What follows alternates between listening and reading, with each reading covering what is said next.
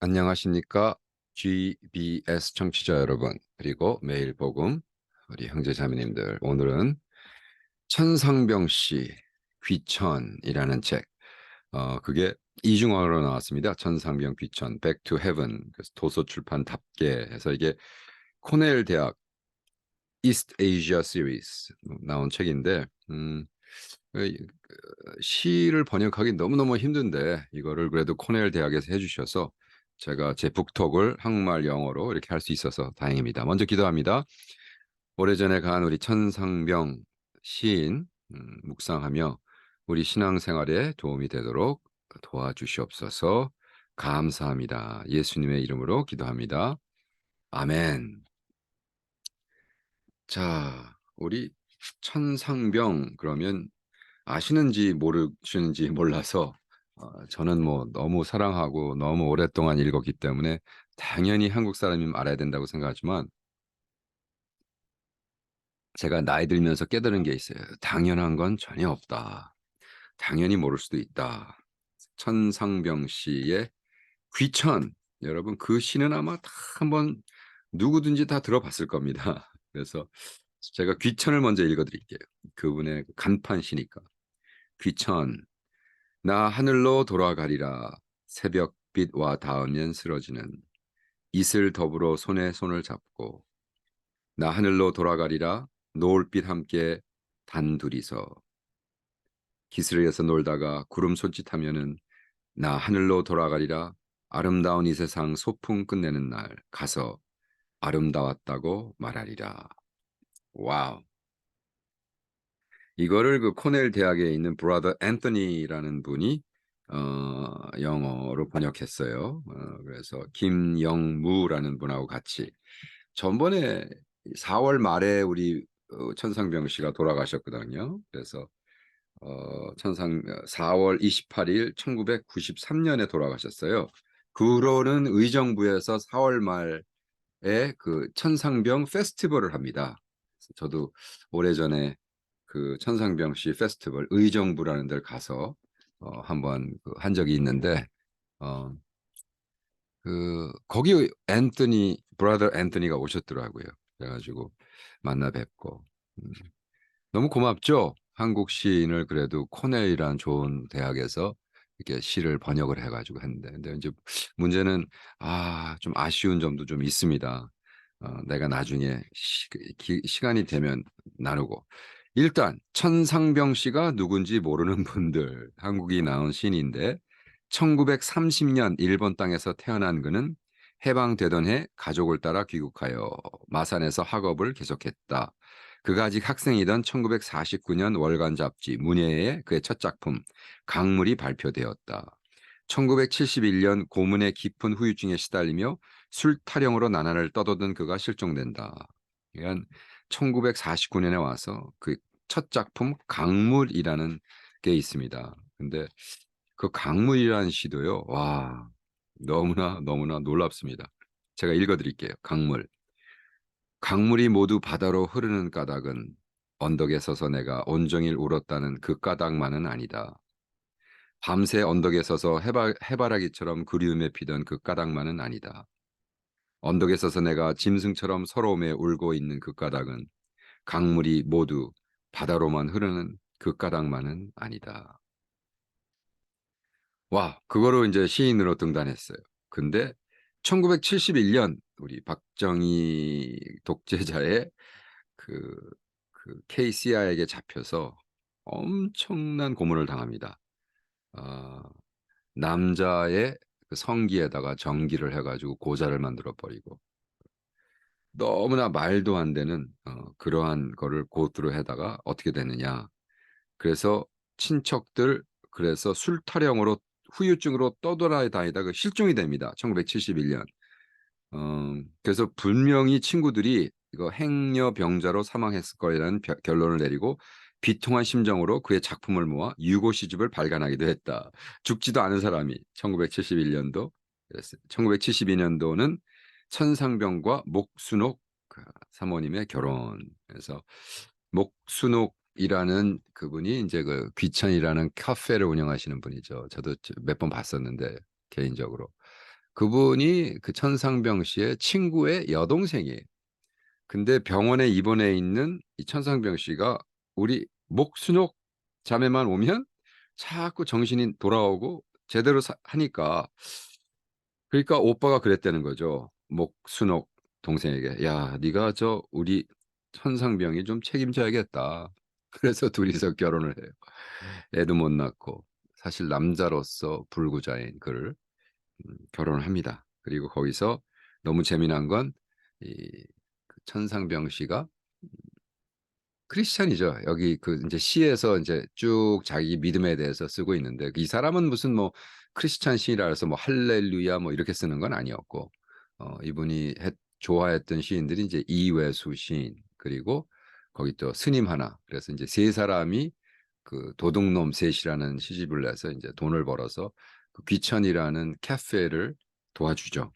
뭐 이런 재미난 이야기도 있는데, 여기서 그러고 1993년 4월 28일 마지막 귀천길에 올랐다.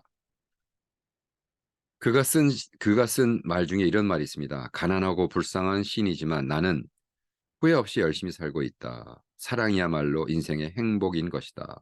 나는 가난하고 슬퍼도 행복인 것이다. 음, 여기서 나는 가난하고 슬퍼도 행복하다라고 하지 않고 행복인 것이다. 행복인, 행복한 사람. 와우, 굉장히 뭉클하네요. 네. 어, 천상병 씨의 이 시가 그래서 코넬의 이스트 에이지아 시리즈 넘버 77으로 1995년도 간행됐습니다. 백투 헤븐으로. 그거를 다시 추려서 한국말을 달아서 도서다운, 도서출판답게라는 출판사에서 했습니다.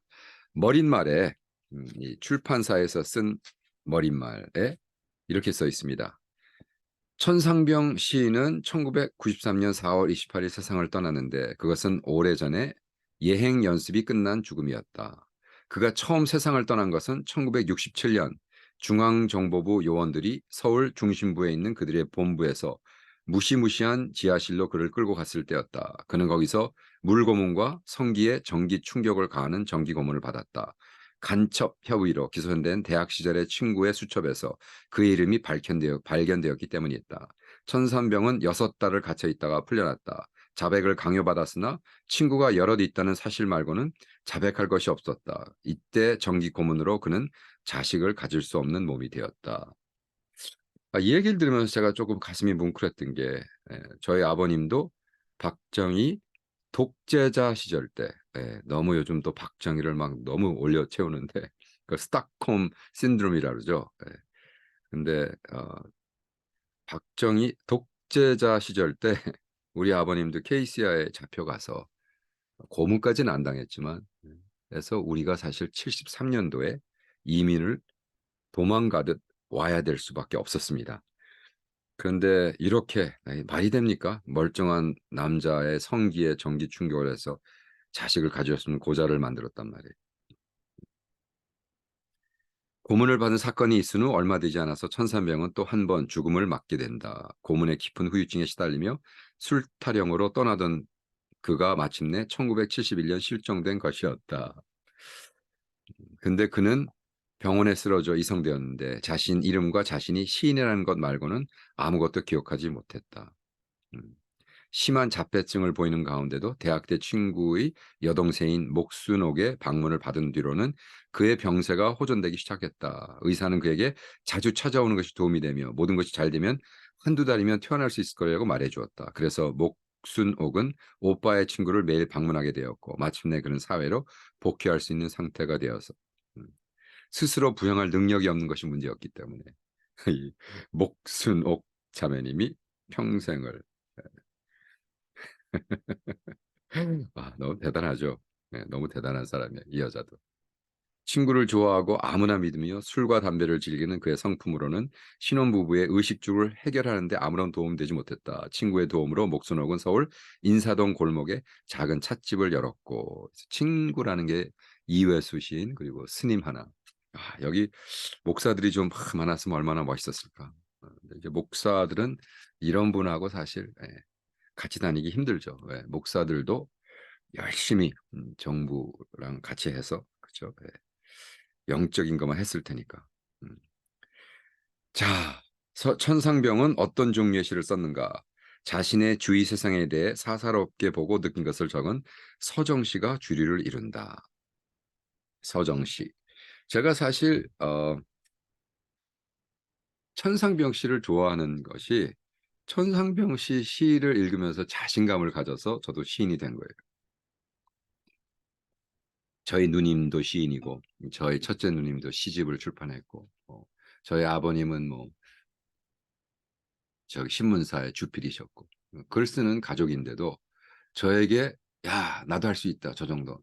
그게 누구냐면 바로 천상병 씨. 천상병 씨가 나를 시인으로 끌어올렸다면 나라 자작곡해서 노래를 해서 음반을 낼게 도와준 것이 바로 어, 그, 밥 딜런입니다. 왜? 밥 딜런 저 정도 노래 나도 할 수 있겠다. 이제 그런 거죠. 그래서 그들의 시는 음, 현대 시가 대개 그렇듯 그의 시행의 움직임은 매우 자유롭고 문법에 얽매이지 않으며 소리내서 읽을 때 더욱더 효과가 난다. 류시아 시도 마찬가지거든요. 류시아도 소리 나는 시다. 그래서 자기의 시는 크게 소리를 읽어야 된다라고 얘기합니다.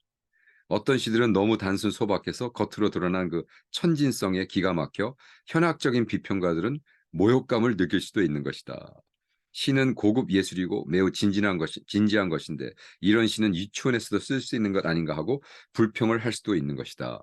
그래서 나중에 이회수 씨 이런 책을 읽어보면 누가 우리 형님 천상병 유치하다고 하느냐 이 무식한 놈들아 또 막 욕하는 것도 나오고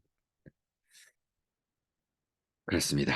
그의 일생은 가난과 고통으로 물든 삶이었다. 그런데도 낱낱의 시들이 하나같이 때로는 분명하게 나는 세상에서 가장 행복한 사나이라고 선언한다.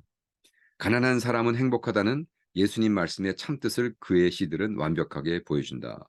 부자들은 자신들이 못 가진 것에 대해 불평을 하지만 가난한 사람들은 그들이 가진 얼마 안 되는 것에 무한한 기쁨을 느낀다.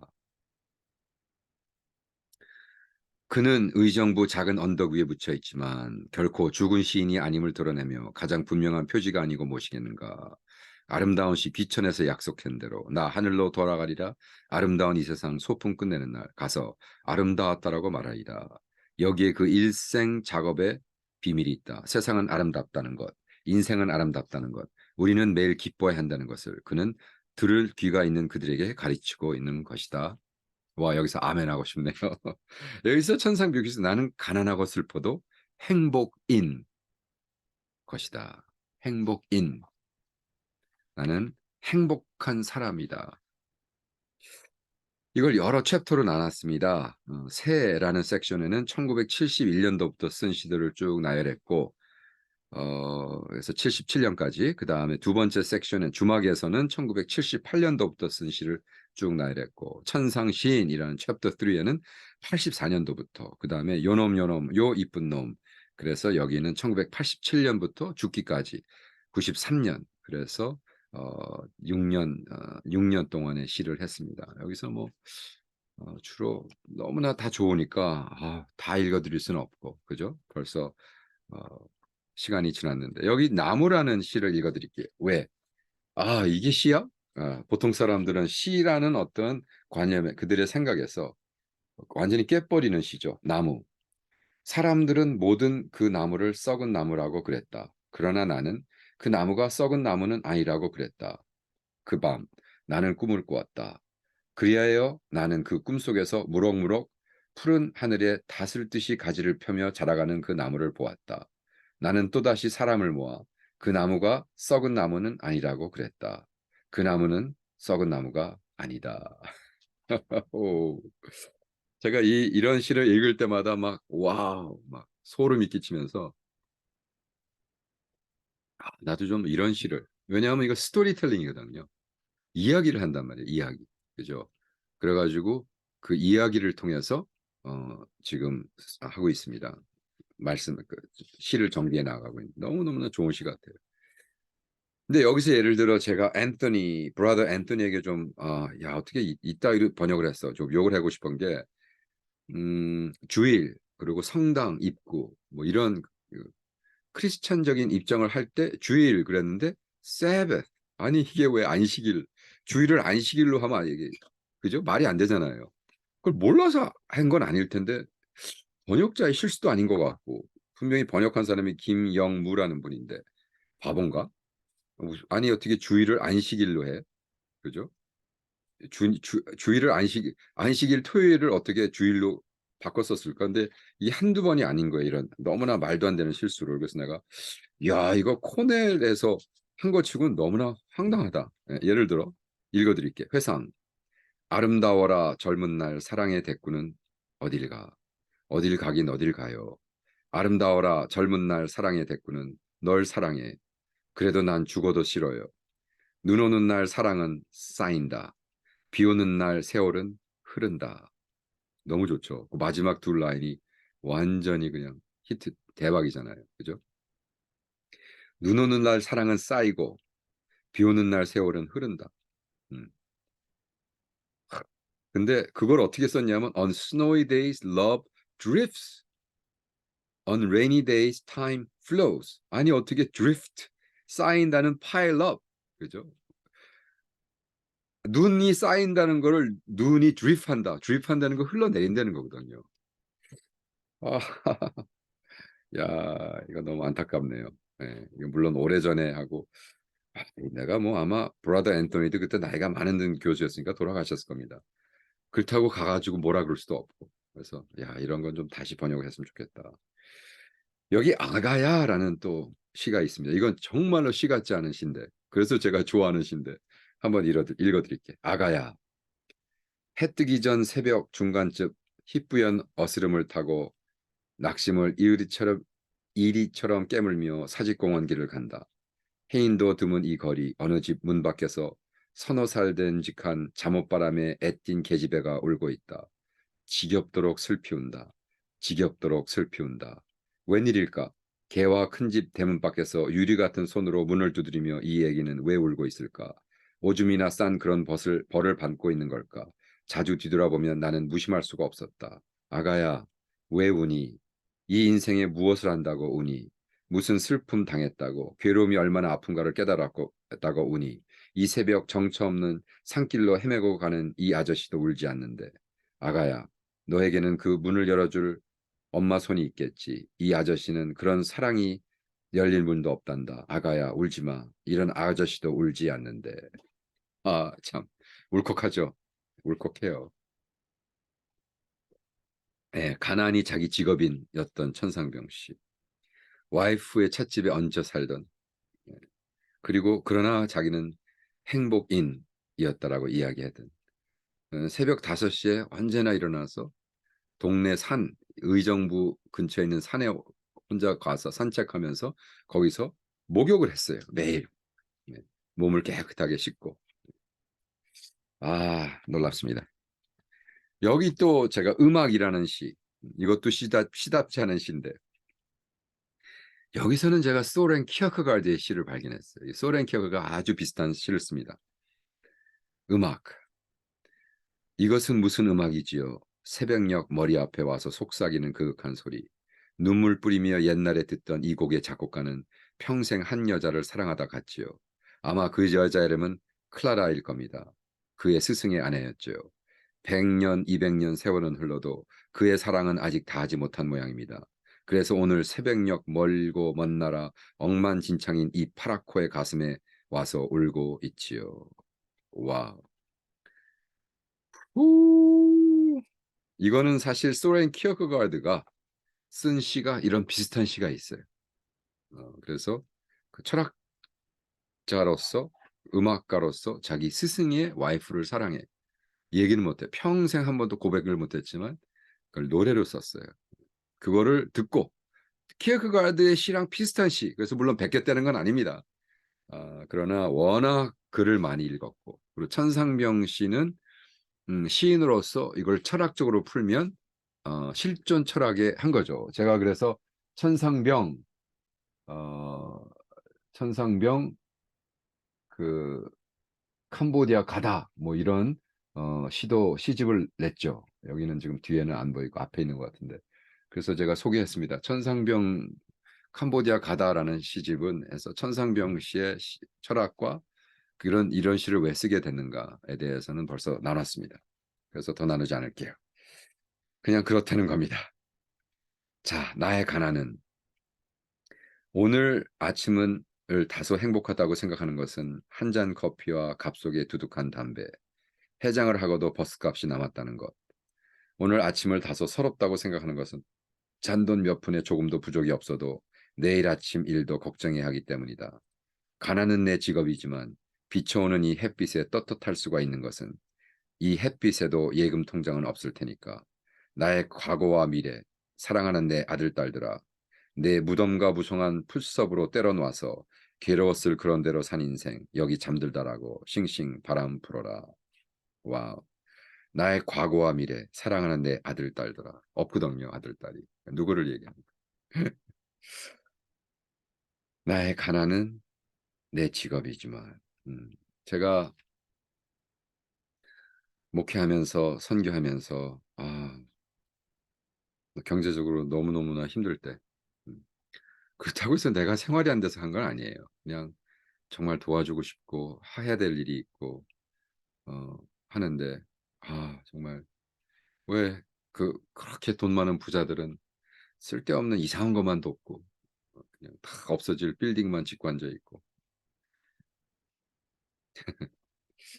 그래서 그럴 때 이런 시를 읽으면서 많이 치유를 받았던 시입니다. 자, 여기 또 광화문 근처의 행복이라는, 어떻게 이분이 행복인이 되었을까? 응? 읽어드릴게요.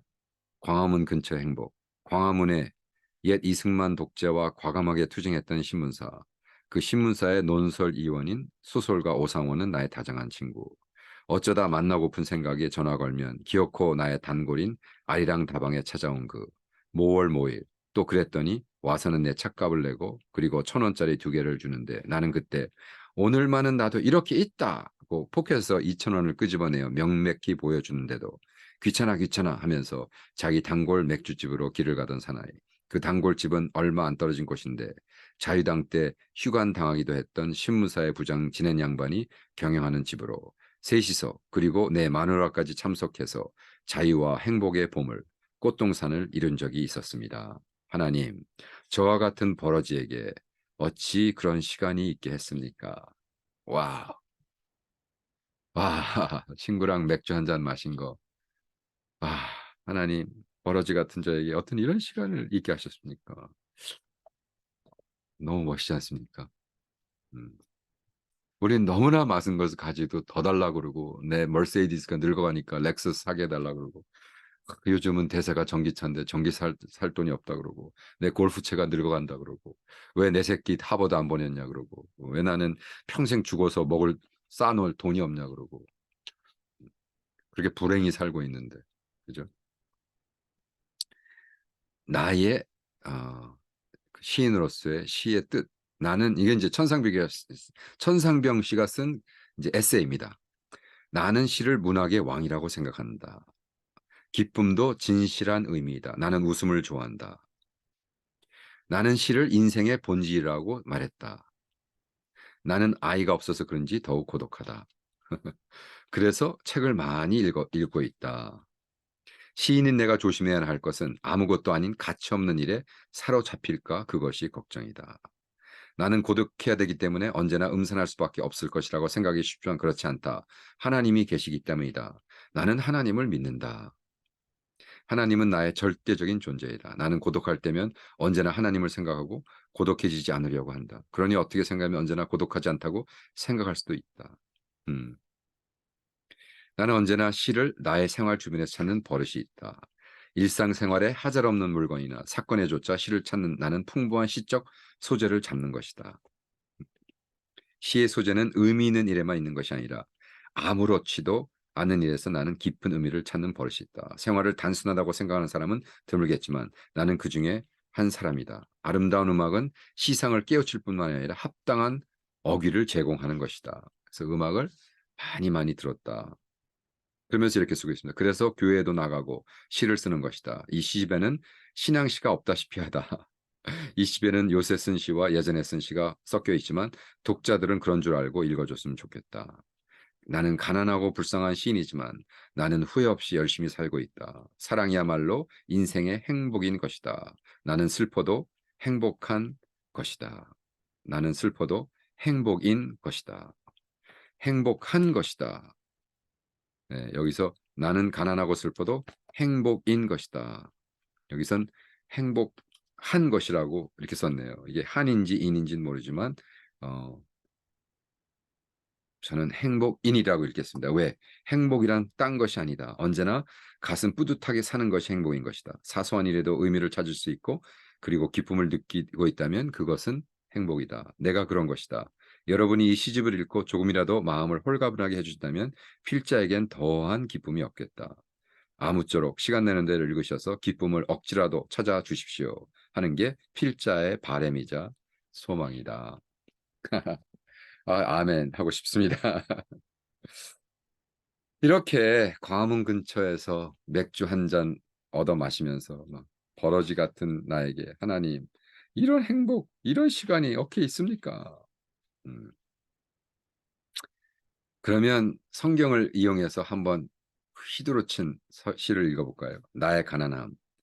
나는 볼품없이 가난하지만 인간의 삶에는 부족하지 않다. 내 형제들 셋은 부산에서 잘 살지만 형제들 신세는 딱 질색이다. 각 문학사에서 날 돌봐주고 몇몇 문인들이 날 돌아주고 그러니 나는 불편함을 모른다. 다만 하늘에 감사할 뿐이다. 이렇게 가난해도 나는 가장 행복을 맛본다. 돈과 행복은 상관없다. 부자는 바늘길을 통과해야 한다. 와우, 여기 쌀벌하죠.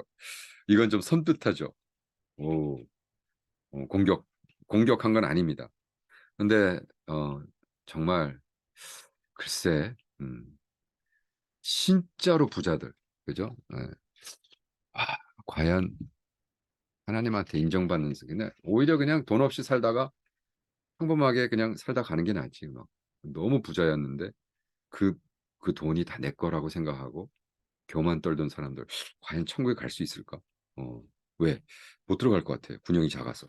바늘 부자가 천국 가는 건 낙타가 바늘길을 통과해야 된다는데. 아, 음.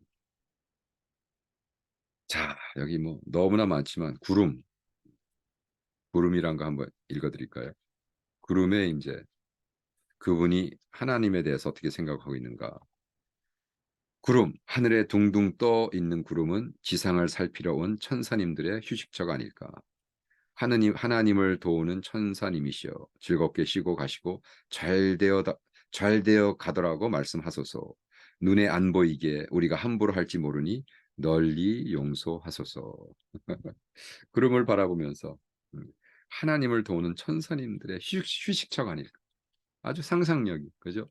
하얀 구름이 멍하니 떠 있는데 덩하니 그 위에 천사들이 이렇게 쉬어서 밑을 내다보면서 아이고 저 인간들이 아직도 저러고 싸우고 잘났다 그러고 내 거라 그러고 내 똥이 굵다 그러고 네 똥은 잘다고 내 팔이 더 굵다 그러고 저러고 싸우고 있을까.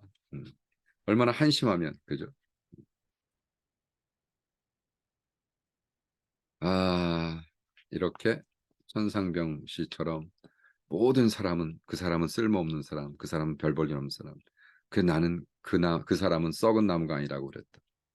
그래서 꿈속에 그 모든 사람이 버렸던 썩은 나무 버려진 나무 거기서 싹시 나고 무럭무럭 푸른 하늘에 가지가 그 나무를 보며 꿈을 꾸고 계속해서 그 나무는 썩은 나무가 아니다. 쓸모있는 나무다. 어떤 자기 자상을 보면서 그랬는지 모르죠. 중요한 것은 이렇게 천국에 가면서 죽은 다음에 가서 아름다웠다고 말할 수 있는 대상이 있는 삶을 사는지 우리가 한번 묵상해 볼 수 있는 책입니다. 자, 다음 북톡에 그럼 뵙겠습니다, 여러분.